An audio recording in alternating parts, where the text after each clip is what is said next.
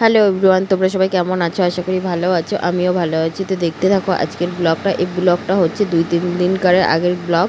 তো তোমাদের সাথে শেয়ার করা হয়নি, একটু এডিটের প্রবলেম হচ্ছিল তার জন্য। আর এইদিকে দেখো, আমি হচ্ছে সকালবেলা উঠে গেছি, আর উঠে যাওয়ার পরে তারপরে দিয়ে হচ্ছে কাজকর্ম যা ছিল তো সেগুলো কমপ্লিট হয়ে গেছে। এখন আমি রান্না করতে যাব। তো তোমাদের বলছিলাম যে প্রচণ্ড পরিমাণে গরম পড়েছে। হ্যাঁ পড়েছে, থাকার উপায় নেই, এত মানে গরম।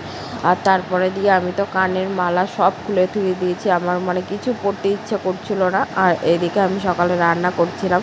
তো সকালে ভাত আর ডালটাই আমি বেশিরভাগ দিন করি, আর আলু সিদ্ধ দিই। আর এইদিকে দেখো আমি দুপুরবেলা মামামকে আনতে যাব। এত রোদ, তো রোদ দেখলে আমার এত ভয় করে, কারণ রোদে আমার যেতে ইচ্ছা করে না একদমই।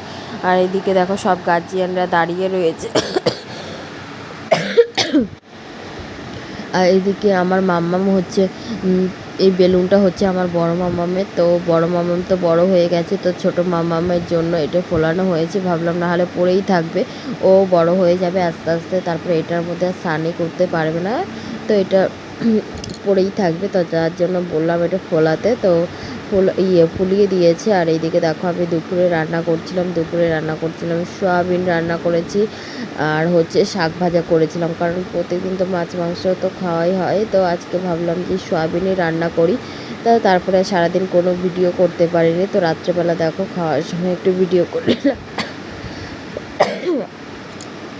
আর এদিকে আমার প্রচণ্ড পরিমাণে কাশি হয়েছে। আর এদিকে দেখো একটু রেডি হয়ে চলে গেছিলাম কাকিমাদের কাকিমাদের বাড়িতে, যেহেতু তিননাথের মেলা দিচ্ছে, মানে তিননাথ ঠাকুরের মেলা দিচ্ছে, তো তার জন্য দিয়ে গেছিলাম কাকিমাদের বাড়িতে। কীর্তন হচ্ছিল। তো এদিকে দেখো কীর্তন হচ্ছে, সবাই বসে রয়েছে।